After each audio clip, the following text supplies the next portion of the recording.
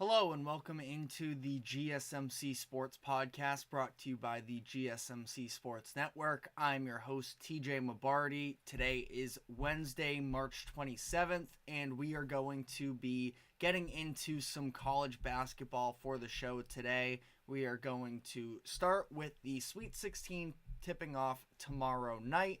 We're going to be reseeding / power ranking the 16 remaining teams in the NCAA tournament. Then we are going to be also touching on the coaching carousel that is starting to develop there. Already have a handful of hires, as well as the news that John Calipari will be back at Kentucky next season. So we'll be reacting to all of that. In the second half of the show, we will be sticking with the theme of basketball that also can have some parallels to some news that has been developing in college basketball, going to the NBA and the scandal around the Toronto Raptors' Jontay Porter, who is being investigated for some irregularities in prop betting on him that has a lot of people talking about the gambling era in sports altogether now that we have all of this regulation and the implications that we're seeing with these various athletes getting caught. We referenced it yesterday, but I want to dive more into the Jontay Porter specific scenario here. And then finally, we are going to wrap up the show by talking about the NFL and the owners meeting that has just taken place over the course of the past couple seasons, and we have some rule changes that could potentially shake up the league, so you won't want to miss that. Now, before we get into our show here,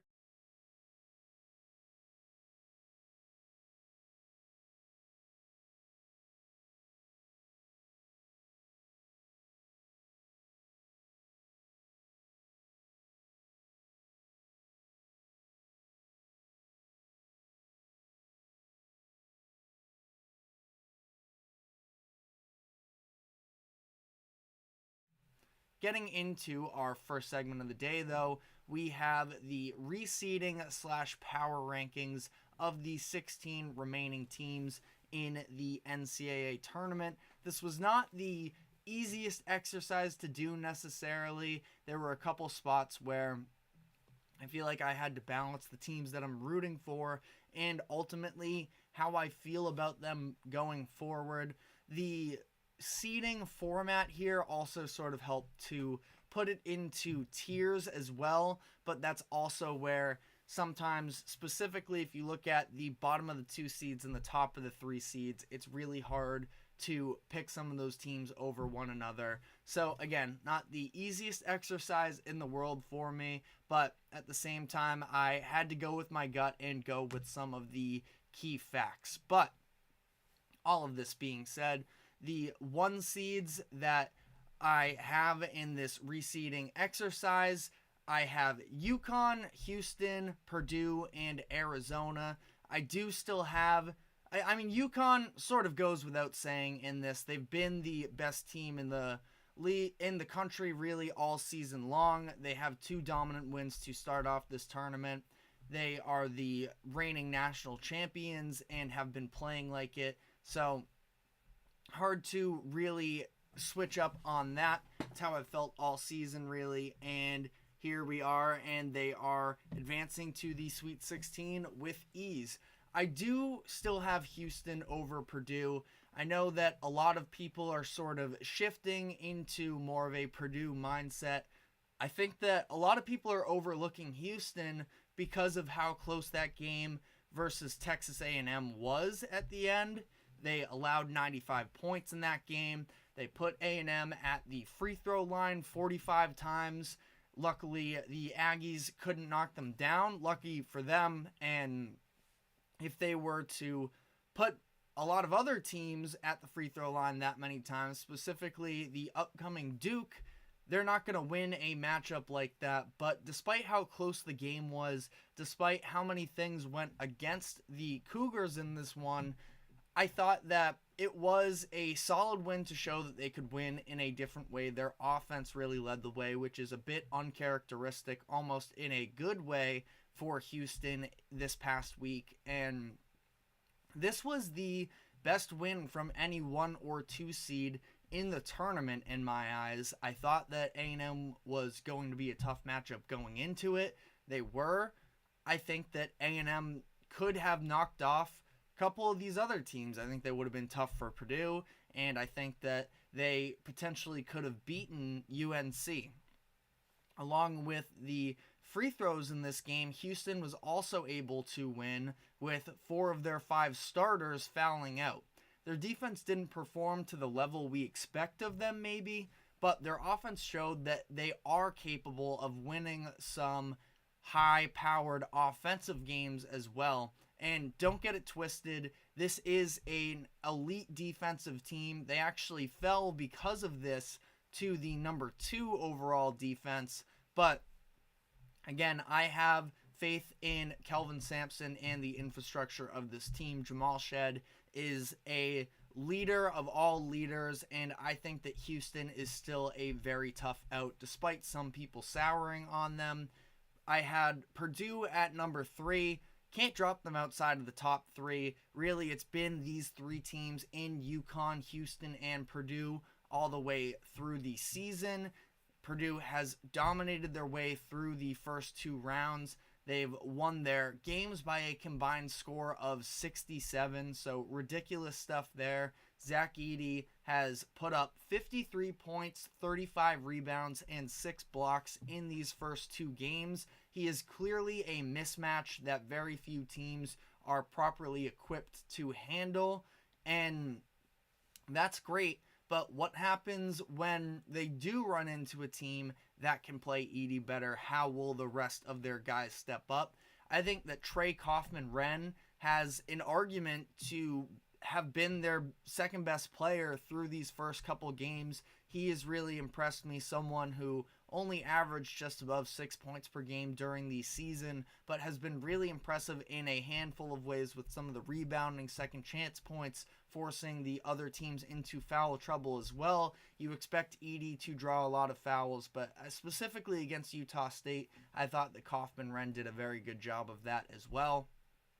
Lawyer, Jones, and Braden Smith haven't been bad, but they also haven't stood out to me tremendously yet in the tournament. Now, Purdue hasn't needed them to, so that's a big part of it. Braden Smith had 10 assists in that game against Utah State, or was it the first game? 10 assists in one of these games, as it was anyways. So, again, not like they have really had to be called on frequently yet, but when they do, what is that going to look like? Ultimately, I went with Houston over Purdue because that's how I felt headed into the tournament, and honestly, nothing has swayed me yet. Now, I can see how some people would sort of be bought over by Purdue. I mean, this was a massive weekend for them last week, being able to overcome sort of the fraud allegations that surrounded them because they were the 1 seed that was upset last season, but an incredible start to the tournament for them, and now they are pretty much out of harm's way from losing to a bad surprise program where we had, in a lot of ways, a very chalk Sweet 16 here, and it is really just the best of the best. There really isn't that embarrassing loss that could come their way going forward, so credit to Matt Painter and Purdue for being able to bounce back. Let's see how long their run can last. But again, it's been those 3 teams at the top, and then that 4th team, the final number 1 seed, has been more of a debate going back to even entering the tournament, and even still now, there are arguments you can make for a couple teams here. I decided to go with Arizona. They have 2 very convincing wins, but they have also dealt with some level of adversity, at least. Long Beach State, they were playing for their coach who was fired before the conference tournament. They had some motivation there. They kept it close in the first half, but they just were not able to keep up with the Wildcats down the stretch. Arizona ended up winning by 20. And then in that second game in the round of 32 against Dayton, they controlled the Flyers all the way through. They got the lead up to 17 points at one point, and Dayton just didn't let up. They had just come off of a game where they came back from 17 to beat Nevada, and they kept playing them hard, would not quit in this game. It forced Arizona to play a full 40 minutes, and they did so convincingly. So I thought that the first two rounds, not that they've been extremely battle-tested, but ultimately a very solid performance on their end that continues to build on an impressive season where they have a top 10 offense and a top 10 defense. They have a lot of dangerous players with experience. Their whole starting lineup has been in the tournament other than Kylan Boswell, who is the youngest of the group.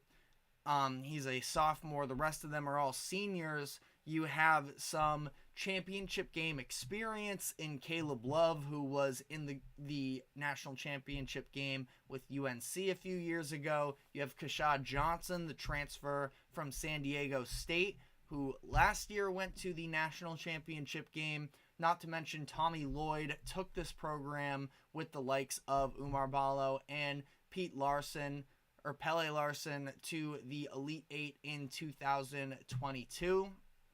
So Arizona's a very impressive squad. Again, I don't think that this was a runaway necessarily for them being the final number 1 seed, but that is where I landed on.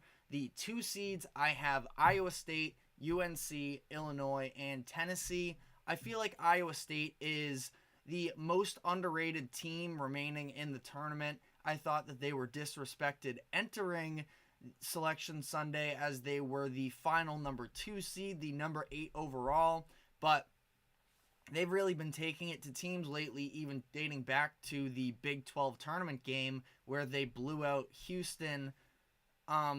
They had an argument to some degree for the number 1 seed, the final remaining number 1 seed headed into the tournament in my eyes, but the selection committee didn't see it that way and dropped them down a bunch. I do think that Washington State is a better win than a lot of people want to give them credit for. I mentioned how Houston has dropped down to number 2 in defense. That is because Iowa State has surpassed them for number 1. So that is their identity and something to look forward to. UNC was the only 1 seed that I dropped down outside of the top 4.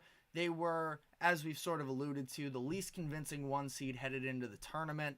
I thought that Iowa State had a case for it. You could make some arguments that Tennessee could have been in there. Maybe if they had won their tournament, they probably would have been.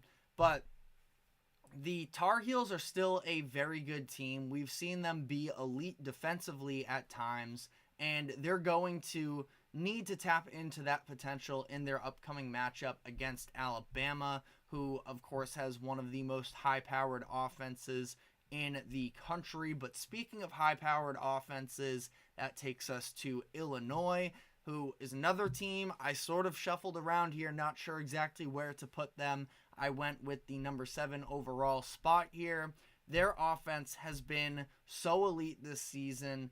They've especially been on another level since the beginning of the Big Ten tournament. They are currently the number 1 offense in the nation, according to KenPom. Terrence Shannon Jr. has been on an absolute heater, averaging 31.6 points per game in their last 5 games, all of them postseason from the Big Ten tournament to now these first couple NCAA tournament games. The issue is with Illinois, and the reason why I initially had them higher, but I dropped them down as I went further into it, was the fact that we have seen teams similar to Illinois that heavily rely on their offense to carry them through the way. We've seen them struggle to make it in the entirety of the run in March Madness because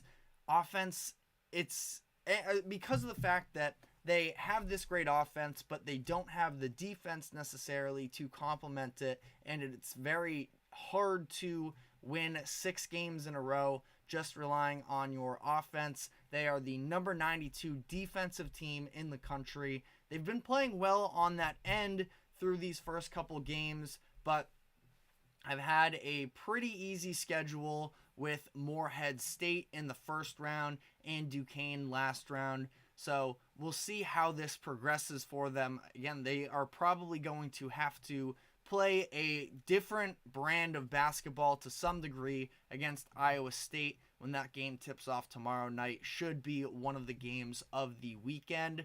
Tennessee, I had coming in as the final 2 seed. Despite playing a close game against Texas, I did think that it was a pretty key performance from the team to remind the nation what their backbone is, and that is under Rick Barnes, they have been a very defensive-minded team that's just seen this uptick in offense due to having a high-level scorer such as Dalton Connect to drop 40 bombs throughout the season. But the SEC had a very down year in terms of defense. Only 3 teams in the top 50 of defenses, according to Ken Pom. Tennessee was not just the top SEC team, but they were the number 3 defense in the league, in the country, that is, as a whole. Connecting the offense definitely need to get their offense going again coming into this next round where they'll take on Creighton. They can get stagnant at times, but they shot 3 of 25 last round and were from 3, that is, and they were able to win that game. Let's see if they can offensively bounce back and take it to Creighton. But that takes us into the 3 seeds where I have Marquette, Creighton, Duke, and Gonzaga. This was a scenario where it hurt me to drop Marquette down because I don't believe it's been anything that they have specifically done that maybe should have them drop down. But I think that Illinois has just been that impressive, and the ceiling with them is so high. Coming into the tournament, I was a little bit skeptical of them because of the fact that we didn't know how healthy Tyler Kolek was going to be, who missed the last handful of games headed into the tournament. But he's been healthy, and he's been great for them. Versus Colorado, the team as a whole had a very uncharacteristic game of turning the ball over. Kolek was guilty of that as well with 6 turnovers himself. They have a tough matchup ahead of them with NC State, and this is another pretty interesting matchup here where we saw them at times struggle with Eddie Lampkin. Lampkin also hurt himself by turning the ball over. We'll see how the big man DJ Burns does in this one. He's, of course, an interior force. I don't know if Marquette really has the size to body him up. Oso Ighodaro is going to need to step up in this scenario. He's taller, but Burns has 40 pounds on him, so we will see about that. Issue is with Creighton, who I really like in this tournament, is the lack of true depth. Their starting lineup is very impressive, and I am sort of dying to see them match up against Purdue because of the fact that they are such a disciplined team under Greg McDermott. They don't foul much, and that's obviously a big deal when you're facing off against Zach Edey. But Kalkbrenner is one of the best players in the country, I think, to specifically match up against Edey, the way that he's disciplined in the post, the way that he uses his size. He can shoot the 3 a little bit as well, spread Edey out. So that's something that I would like to see, but they obviously have to worry about getting through Tennessee first. I had Duke here in this spot now. I think that a lot of people are much higher on Duke than I am. They have had a very impressive start to the tournament here. They were able to beat Vermont with Kyle Filipowski only having 1 field goal attempt. Then they blew the doors off of the Cinderella, candidate in JMU. I just don't feel as good about them in these big moments where we saw them get swept against UNC during the regular season. They lost their first ACC tournament game versus NC State. When the game gets more physical for them, I do worry about them a little more. They have some more youth, and sure, they have the guys like Roach who can be some veteran performers for them here, but I think that Houston is a really tough matchup for them. They're relentless, they're physical, and a lot of people have Duke in the upset in this round. I wouldn't be too sure about that, but that's just my opinion, at least as things currently stand. final number 3 seed I have here is Gonzaga. They've been on the upwards trajectory for months since the turn of the new year. They are 18-3. And last round, we saw them really take advantage of Hunter Dickinson's lack of mobility in the pick and roll, led to a massive offensive output for the Bulldogs.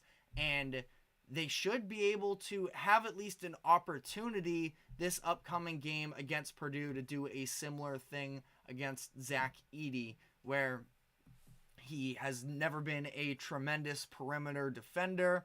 What's it going to look like for that Purdue defense, which is much improved from last season, but what happens when you take Edey out of the paint there? If they're going to compete with Purdue, it's going to probably be a high-scoring game for them. They need to avoid fouling as much as possible and keep their best players on the court. We've seen Graham Ike get himself into foul trouble in big spots before. As their leading scorer and rebounder, he is going to need to be available for them to have a chance in this game. Rounding it out here with the 4 seeds, I have Clemson, Alabama, San Diego State, and NC State. Clemson is a very solid team all around. They were able to take it to Baylor despite their best player in PJ Hall playing only 19 minutes because of foul trouble. All season long, they have had various players step up for them in big moments. They've been able to come away with some big-time games, and I was a little worried about Clemson because of the fact that they were staggering a little bit coming into the tournament, but this is a very solid, talented team, and they should provide a pretty solid matchup against Arizona. If I'm going to be wrong about anything in this tournament as a whole, though, it is going to be Alabama, and I have them, the fact that I have them this low. I didn't like them very much coming into the tournament. They've put together some solid wins. They dominated Charleston, and they won a game that was a little bit in the mud versus Grand Canyon that I thought had a chance to potentially pull off the upset. But no, props to Alabama for winning that kind of a matchup. I did think that a lot of it sort of fell on Grand Canyon and the stagnancy on their offense, just playing a pretty ugly game there. But, of course, Alabama's offense is legit, number 4 in the country in KenPom, but my concerns with them are sort of a similar situation to Illinois, but even a little bit more heightened, where they are very reliant on their offense. Their defense has been shaky. They are a high-paced team that needs to play in a lot of shootouts to win. I know how that Grand Canyon game went, but ultimately we'll see what kind of performance they're able to put on against UNC in the coming matchup. I did unfortunately have NC State as the final seed here. I hope I'm wrong about it, but San Diego State made the national championship game last season with much of the same team other than Johnson. That's sort of why I'm leaning towards them in this scenario. I'm a sucker for Jaden Ledee. I think that he is a dog. He's been incredible so far to start the tournament. The Aztecs offense is one that can definitely get stagnant as well, but they are elite defensively, and they have the ability to sort of pull opposing teams into the mud a little bit in some of these physical games as well, in my eyes. They are a slow-paced team, so they don't let other teams necessarily run out and outpace them. NC State poses a tough matchup for Marquette with some of the size, but I do think that their run is going to be coming to an end. I hope I'm wrong, but we will see. That is all we have time for on this segment, though. We are going to be taking a break, and when we come back, we will get into the coaching updates in college basketball. So stick with us, and we will be right back.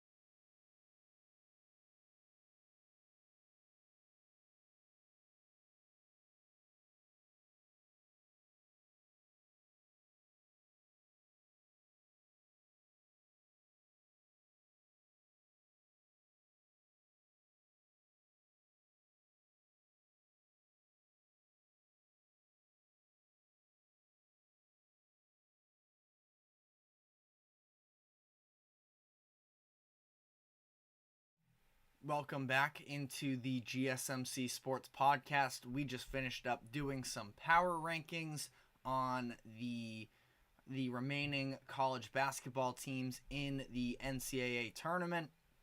Now we are going to be switching into some coaching carousel of the moves that have recently taken place. We have a handful of new hirings, but before we get into those, we're going to briefly talk here about John Calipari returning to Kentucky. We talked about this at length earlier this week, so we won't spend all too much time on it, but Calipari did recently meet with Kentucky's athletic director, Mitch Barnhart, and it was determined that he will be returning for the 2024-2025 season. This does not come as a massive surprise to me. Kentucky did suffer one of, if not the biggest loss in tournament history during the Calipari era, which had a lot of people calling for his job.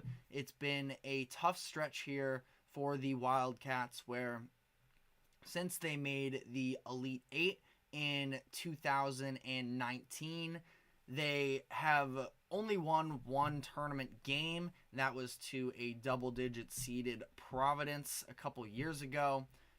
They have lost to a 15-seeded St. Peter's and a 14-seeded Oakland during that stretch as well. So some bad losses to the resume. It would have cost Kentucky $33 million, though, to move off of him this offseason. Instead, they decide to stick it out with him.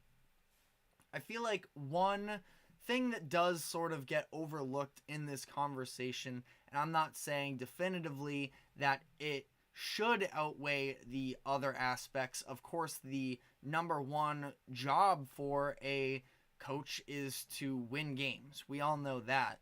But of course, with this developing college sports atmosphere where there is so much emphasis on recruiting, there always has been recruiting, but then it's also with the NIL deals and making sure that you can retain these players once you recruit them as well.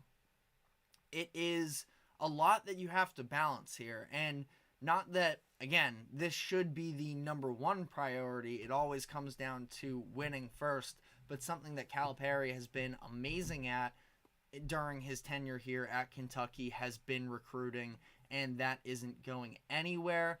They've had so much success. Of course, Kentucky is a big-time program, but I do think that Calipari helps sort of sell the idea of Kentucky. Come here, we can set you up nicely for the NBA and advance your career professionally. As it currently stands now, of course, we are still sitting here in March, so there's plenty of time here to see how it all unfolds, but according to 247 Sports, they currently have Kentucky as the number 2 recruiting class for the 2024-25 season. Now, as we saw this past season, they had a phenomenal recruiting class. They had all of these different freshmen that were supposed to be impact guys for them, along with a couple players in Antonio Reeves and Trey Mitchell that were seniors for the program, and they still were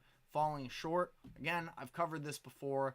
The defensive strategy and the execution for Kentucky all season was a big-time red flag for Calipari and how the program is operating, but at the same time, they're getting these guys to come in and contribute some. We'll see if he can help take that to the next level. He's definitely on thin ice at the school, and another disappointing season could be the end of him in Lexington, but we will see. I'm not sure how long-term. It was $33 million to buy him out this season. I'm not sure what the long-term outlook is just yet in terms of when they would potentially have an out. It was reported that his deal after 2019 was a lifetime contract. Calipari is now 65, I believe, so he's getting up there in age, but it's not like he is, on the brink of retirement just yet. So we'll have to see how the upcoming recruiting class plays out, what goes on with their freshmen from this past season, because Rob Dillingham and Reed Shepherd are going to be clear lottery picks. They will be leaving the school. You have Antonio Reeves and Trey Mitchell that should be graduating. I believe that Reeves is out of eligibility. I'm not sure what the exact situation is with Trey Mitchell, but they were both seniors this past year, and that is probably it for them. But they also have all these other freshmen in DJ Wagner, Justin Edwards, Aaron Bradshaw, and Big Z Avicic, who are all interesting pieces to see how they play out. Maybe some of them could end up being late draft picks. Not totally sure about that. I've been higher on DJ Wagner, I think, than a lot of mock drafts have been. Justin Edwards is someone who's also had his name thrown out there as well. But a lot of these guys were 5 stars coming into Kentucky last season, and this season hasn't totally worked out for them. Will they stick another year in college? Most of them probably should. Will it be with Kentucky is another question as well. So we'll have to see how all of this plays out. But getting into some hirings that have taken place and some new faces in old faces, new places is the term. But we have Dusty May going to Michigan. Michigan had fired the former Wolverine, Juwan Howard, after just an abysmal season this past year where they were 8-24, 3-17 in conference play, and they were last in the Big Ten. Absolutely not the level of performance that you expect from this Michigan program. So they bring in Dusty May, who has led Florida Atlantic University to back-to-back NCAA tournament appearances, including last season's Final Four runs. FAU was a little bit disappointing this past year. They won a handful of games, ended up being an 8 seed, but suffered some really bad losses along the way. Again, sort of you determine how you want to weigh that, but they ended up being an 8 seed. A lot of people said they were overseeded, but again, another tournament appearance for this program in FAU that was really struggling in the years leading up to May taking over. So he was a hot commodity in this coaching carousel. He was associated with Louisville at one point. Vanderbilt was trying to make a push for him, but he ends up at Michigan, gets the upgrade to a power conference, and we'll see how it plays out for them, because Michigan is a brand that when they are good, it is usually better for the NCAA and college basketball as a whole. We'll see how long it takes him to sort of turn things around there. But like I mentioned, Vanderbilt was making a push for Dusty May. He ends up choosing Michigan, so they get a consolation prize of Mark Byington, who was previously at James Madison. He led JMU to a 32-4 record this past season, their first NCAA tournament win since 2013, when they had a first 4 win. This was their first round of 32 appearance since 1983.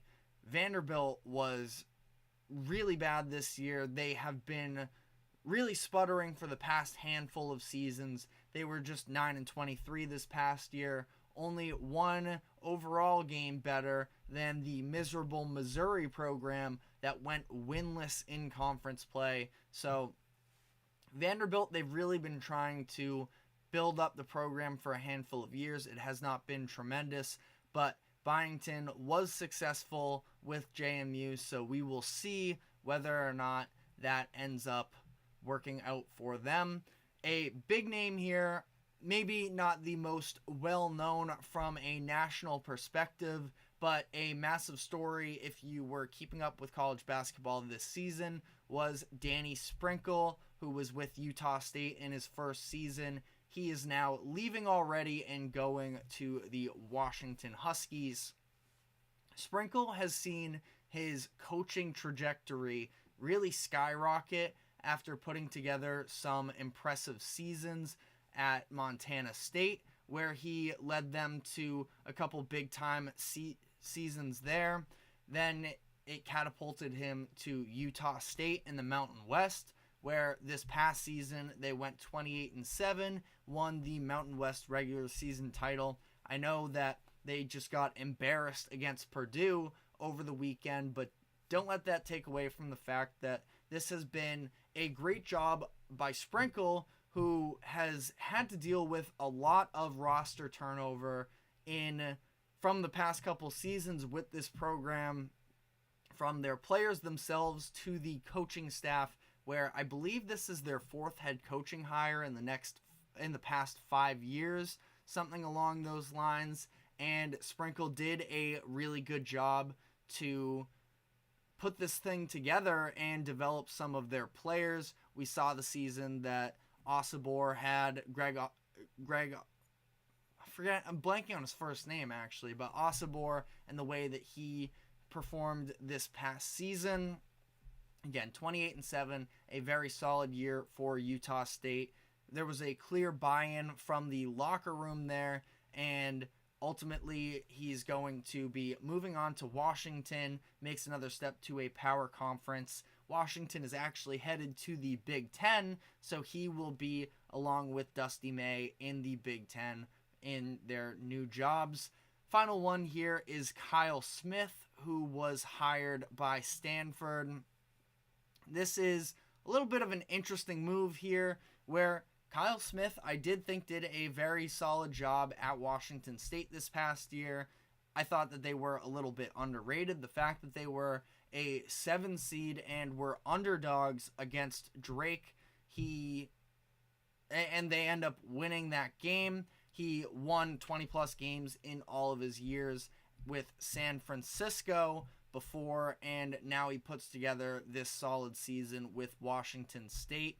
The Washington State is in a very weird scenario, as they currently stay in the Pac-12, as it is, the conference as a whole is really falling apart here. And now we see their head coach leaving to go with Stanford. That has at times been a good program, but have not reached the NCAA tournament since 2014. We also important to note here that this will be Stanford's upcoming first season in the ACC, so a little bit of a change there as well. I forgot there was actually one last coaching change as well, and that is Darian DeVries getting the head coaching job at West Virginia. We just talked about Washington State actually playing Drake, and that was a matchup of Kyle Smith and of DeVries here. So for this job, I mean, Drake has been a prominent mid-major school to be continuing to make the conference. 3 NCAA tournaments under Tucker DeVries. They even notably, a couple years ago, were an at-large bid. They didn't win their conference, but they were still put into the dance, and Drake has won 20 games or more in each season that DeVries has been with the team. So he ends up taking over for West Virginia. You'll remember West Virginia was a pretty prominent program just a couple years ago when Bob Huggins was there, but he got into some issues that forced West Virginia to fire him, and now they re-up here for West Virginia. I believe that his son, Tucker DeVries, who was one of the leading scorers in NCAA this season, has another year of eligibility. If that is the case, then he will probably be joining his father at West Virginia, and we could possibly see a resurgence from the program there. But that is all the news that we have for now. We're going to be taking our second break, and when we come back, we will be getting into some basketball here, some NBA, and the gambling scandals that are surrounding Jontay Porter. So stick with us, and we will be right back.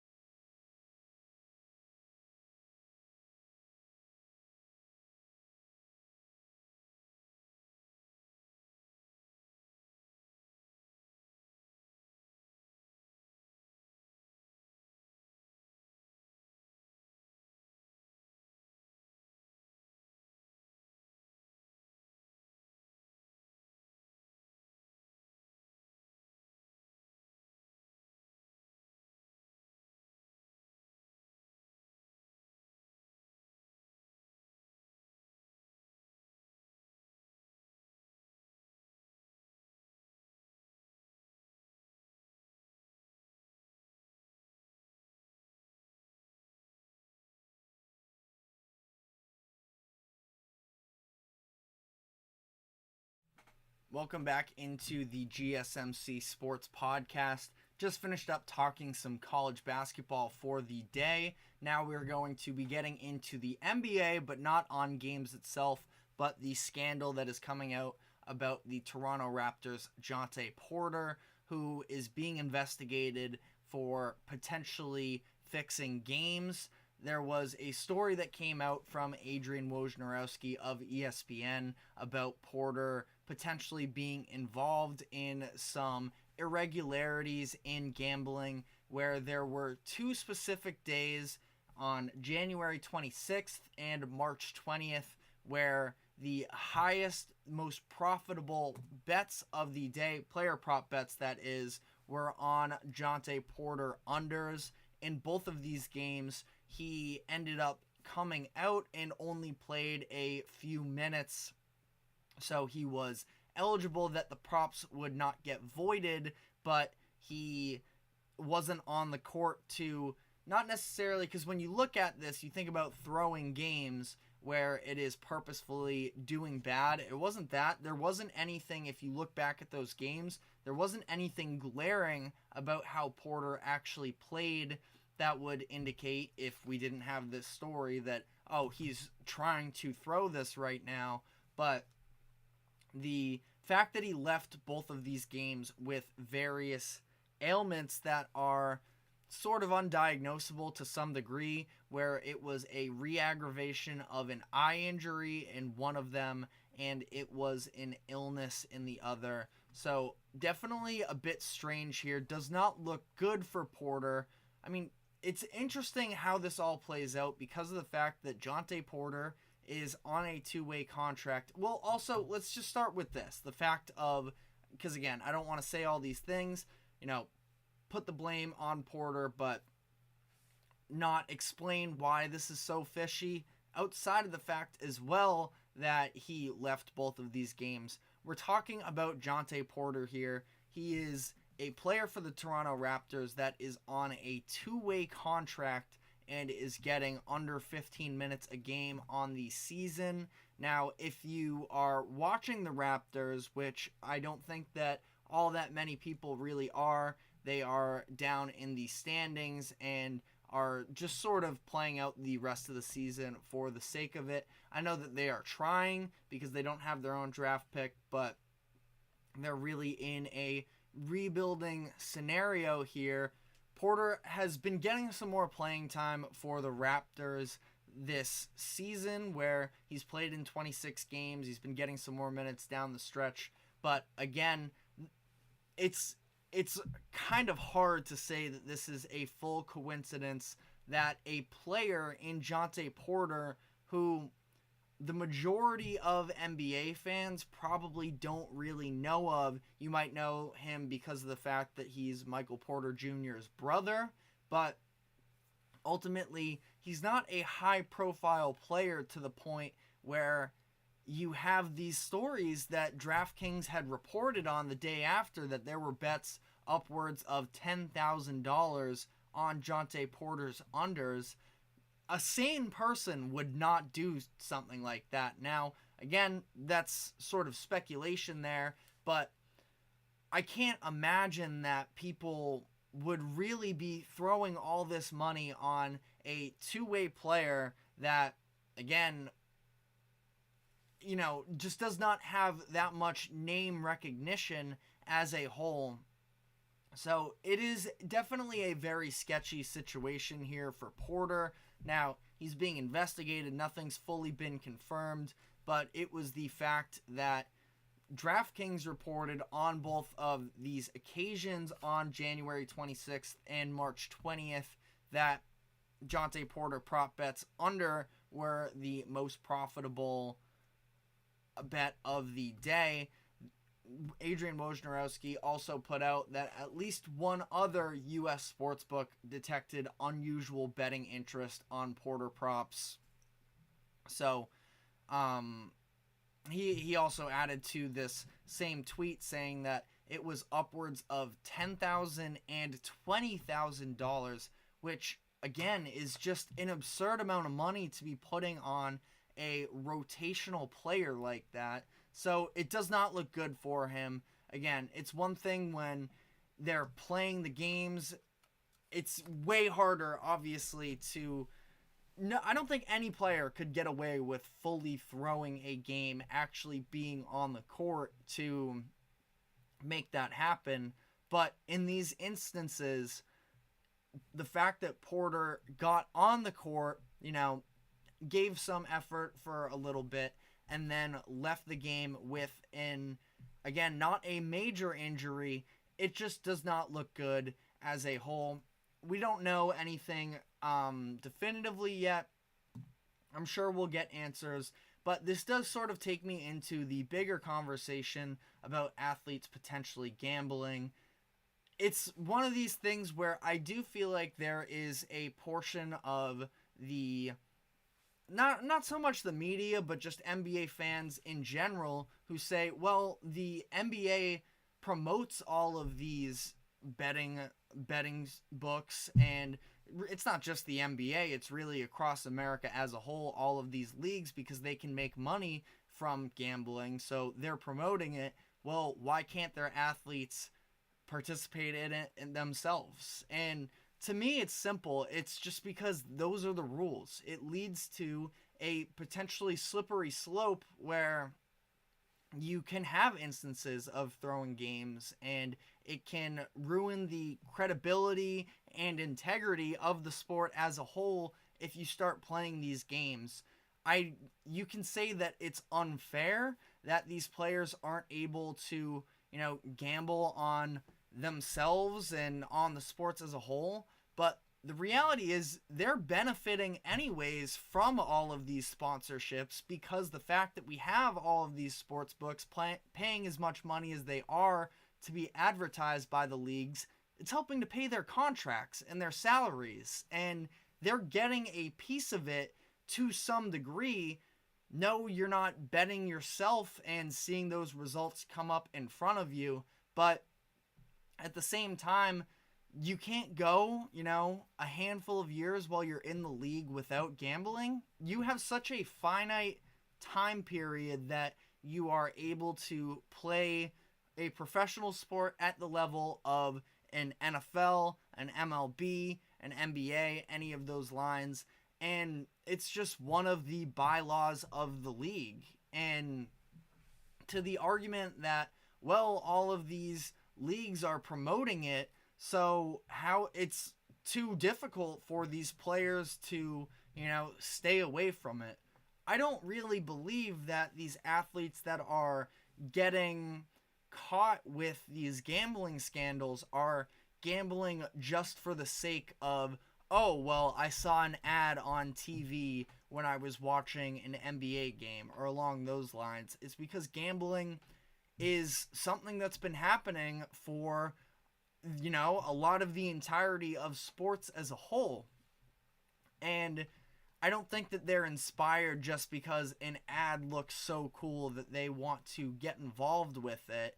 It's the fact that gambling has been a very real thing in the sports world for a handful of years now, for decades really, and now because of the fact that it is regulated so much more and controlled through technology, that they're just getting caught easier than they ever have before.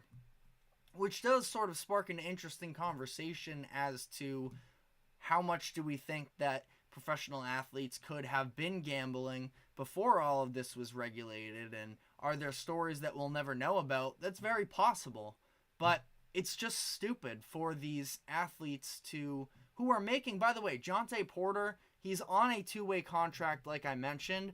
I believe his contract is still over $400,000 a year. Let me double check that as we speak here, but I'm pretty sure that that's the case, that he's making this much money. His brother is Michael Porter Jr. He comes from a family where their dad is, or at least was, I'm not sure if he's still with Missouri. It's been a rough stretch for them. Yeah, $411,000 for Jontay Porter on a 2-way contract, let alone being an actual full-time NBA player.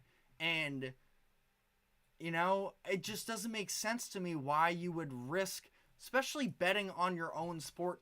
And as it currently stands, the idea is that it wasn't he himself making these bets, but it was telling other people to bet on him, and maybe he gets a cut of it. Again, that's all speculation. I don't want to necessarily say anything untrue in that scenario, but there's just no need to sort of... that's about as dirty as it gets, as sort of throwing the unders on your own props. It's almost better if he's betting on his own over and he's trying to stat pad, as much as that would still be a big concern as well. That's what we saw with Pete Rose, the MLB manager, who was banned from baseball because he used to bet on the Cincinnati Reds, whom he managed. He used to bet on them winning games, and that has kept him banned from the game of baseball altogether. You talk about betting on your own unders and taking yourself out of a game because of that. I don't think that there's any option for the NBA other than to suspend him for life. In reality, it's not forgivable in my eyes, and I'm sure for his teammates as well, it's such a slap in the face to them, where, granted, it's not like Jontay Porter is a centerpiece of that Raptors team, but you go into the game with a game plan, and all of a sudden your teammate essentially quits on you because he's trying to help his friends out to make some money. So it's a horrendous look. I think that, again, as we find out more details about this, we can have more definitive statements, but I do think it looks really damning as things currently stand. And if he is guilty, his NBA career is over, which is just, again, I don't think that there's that much of an argument for the idea of athletes being able to bet on their own sport. I just can't really understand how anybody really gets behind that. If that's how you feel, so be it. But one way or another, the fact is the fact that it is the rule, and to risk throwing away your entire career at such a young age is a really stupid thing to do. And it is very discouraging. The NBA is going to definitely be looking into this, and we will keep you updated on all of the updates as they come out. But on that note, we are going to be taking our final break of the show. When we come back, we are going to be diving into the NFL and the rules that have come out of the owners' meeting. So stick with us, and we will be right back.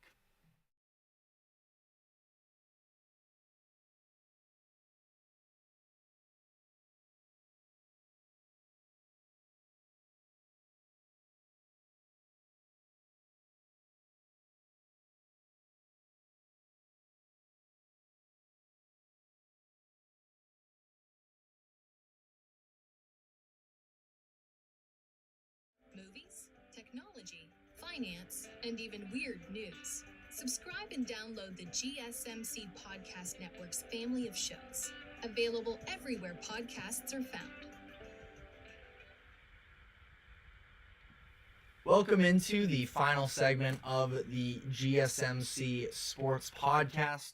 We are going to be diving into the NFL here. We have had the owners meeting that has taken place over the past couple days, and we will be diving into some of the new rule changes, the first of which being the hip drop tackle. We touched on it briefly the other day, and it is a move that has a lot of people up in arms, so we will get into that.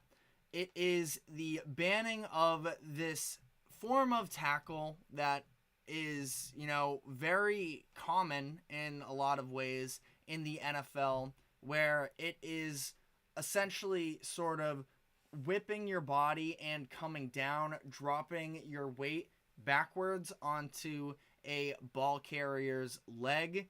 This has led to a handful of serious injuries over the past couple seasons. Mark Andrews suffered this injury on primetime football earlier this year. That took him out for a lot of the season. We also had Tony Pollard have his season ended in a playoff game a couple years ago against the 49ers. This seemed like it was going to be something that was sort of going to happen one way or another. Jonathan Jones of CBS tweeted out a stat about how there were 230 of these instances in the 2023-24 season, and 15 times the ball carrier missed time due to an injury from the play. Now, that's only 6% of instances, so not a super high number by any means, but we have seen some serious injuries come of it as well.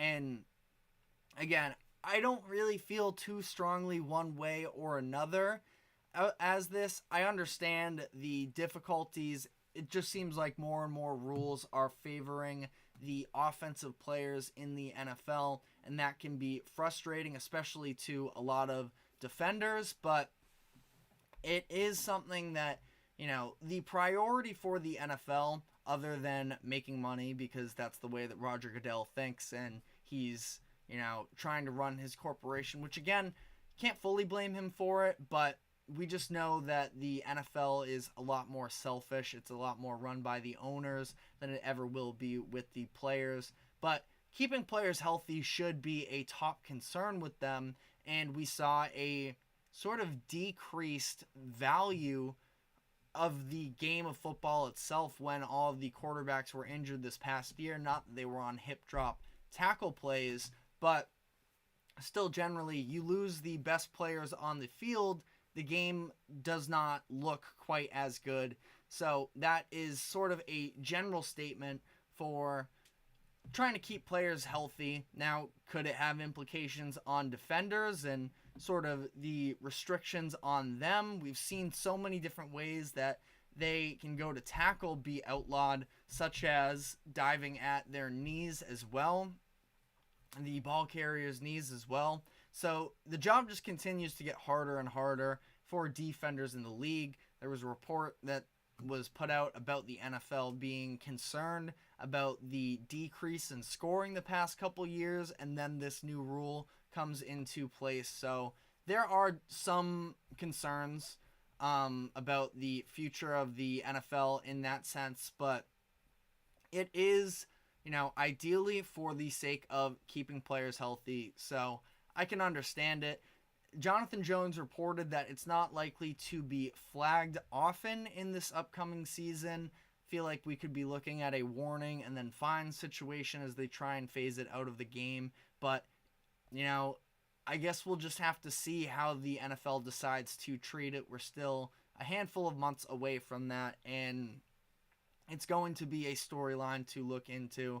But some news that we got yesterday was the updated kickoff rules. The NFL decided that, last season, the kickoff almost became a pointless play where it was time after time again, kicked out of the back of the end zone, kicked for a touchback, and it was sort of just a nonsense play that meant nothing anymore. And I'm definitely going to miss the traditional kickoffs where just one of the most exciting plays in football and really in all of sports is when you see a kickoff return. Jacoby Jones's return in the Super Bowl against the 49ers was one of the, the first plays that really resonated with me. As a sports fan, I thought it was the coolest thing ever, but it had gotten to a point where there were a couple issues. One, in that the touchback rate was at an all-time high, and two, that there is also, to the note of injury concern, there was some of that with the kickoff rule as well, where we saw a change in the kicking team no longer being able to run up for the kick due to these high-speed collisions that put a lot of people at risk, especially on the blocking front line, as well as some of these, gunners on kickoff as well. So they changed a lot of things up in this situation where now there is a specific incentive for the kickers to try and place their kick in what is called the landing zone. That is from right outside of the other team's end zone to the 20-yard line. If the ball hits the landing zone and is fielded, then the return team is forced to return it. There's no more touchbacks in that sense. But there's a lot of different rules here where the ball is at the 20-yard line if it hits the landing zone and then rolls into the end zone. Again, incentivizing the returners in this situation to actually field the ball and return it themselves. The ball will be at the 35-yard line if the kick goes out of the end zone, which is pretty drastic in my eyes, but again, interesting. It's going to take a lot more precision for some of these kickoff specialists to actually make sure that they hit the zone they're looking for. And if the ball does not reach the landing zone, then the ball will be placed at the 40-yard line. My, first impression of that rule is to try and avoid just booting the ball straight at the front line and trying to, cause some sort of a fumble, like a non-onside kick, onside kick in some sense. But it has to reach the 20-yard line. Being put on the 40 is, again, a little bit extreme. Both the 40 and the 35 in these situations is definitely surprising to me to some degree. But they're trying to make sure that this actually becomes a non-gimmicky real play. It has worked in the XFL up to this point to some degree. Again, just to add some action to a play that has really been dead the past couple of seasons. So I'm not sure how it's totally going to play out. There's also part of it as well is the fact that there's no longer the surprise onside kick. You have to announce to the referees and to the opposing team that you were going to onside kick. Not that this was the most common of, plays to take place during the NFL as it were, but should be interesting. I'm going to have to follow up on trying to figure out some of these rules because where the onside kick really has been diminished over the past couple of years is because when the rule came into place that the kicking team could not have a running head start into the play, it made onside kicks almost impossible, where it just gives the receiving team that much more time to sort of secure the fumble. There's less pressure, and it is... Now we're at a point where I'm not sure if players can still run up on these plays, but the onside kick percentages were extremely low this past season, and the success rate was, there was very few instances of a team kicking an onside kick to actually recover this. There have been some talks about potentially even just removing the onside kick as a whole and trying to set up some sort of 4th and long situation as a replacement.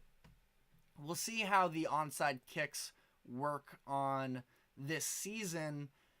as it plays out, but is another pretty interesting rule change to this as well. We'll see how all of this plays out. Should be a little bit of an interesting dynamic, trying to get special teams back to be an important part of the game and not really wasting everybody's time with the kickoff, where, again, the highs of the kickoff returns were some of the best moments in football. But last year there was clearly an issue with, there was just no point in running them, essentially, and now the NFL has tried to address that. The final thing from the owners' meeting that sort of stood out to me, we've talked about some of the various, coaching interviews that took place, but the NFL also announced that they're going to be holding a game on Christmas this year, which is not all too, different. They've been having Christmas Eve games the past few years, but what's interesting about this is the fact that Christmas does fall on a Wednesday this year, meaning that whatever teams are participating in this game are going to have very short weeks one way or another. I'm not sure how they're going to line up the scheduling of this, because you talk about playing a game from Sunday to Wednesday. Football is just too dangerous of a sport to, really rush these types of games, and we already hear about some of the complaints about short weeks anyways when you have to play on a Monday and Sunday, let alone or a Thursday to Sunday, and now we're talking about a Wednesday game. I mean, this could be the future of the NFL. We've seen them flirt with the idea of adding more football games throughout the week, but how are they going to counteract this to make sure that it doesn't become a harmful, indictment to whatever teams are slotted into this game? I'm trying to think on how they could possibly make it work, whether it's they play maybe the Thursday night prior but they can't play the same team either unless they do some sort of no, it doesn't work that way. I'm trying to workshop here on the fly of how they could do it if they were maybe to play a Thursday night game the week before and then maybe a Monday night game the next, but that's 3 straight weeks of these two teams being on a weird schedule. Teams can't play each other 3 times in a row, so we'll see how they decide to work that all out. It is again, maybe a little bit of a glimpse of what is to come in the future of the NFL, because they're trying to monopolize all of sports and have games and viewership, every moment that they possibly can. We'll see how they decide to try and make it work this season, how the players react to it. It just caught my eye as something that was a little more under the radar, but was an interesting look at how it's going to be handled this season and moving forward in the NFL. But that is all the time we have for today. Thank you very much for tuning in. Thank you to the GSMC Sports Network for allowing us to host this show. Just a reminder to like, follow, subscribe, wherever you keep up with our shows, and we will be back tomorrow afternoon at 2 o'clock, so we will see you then.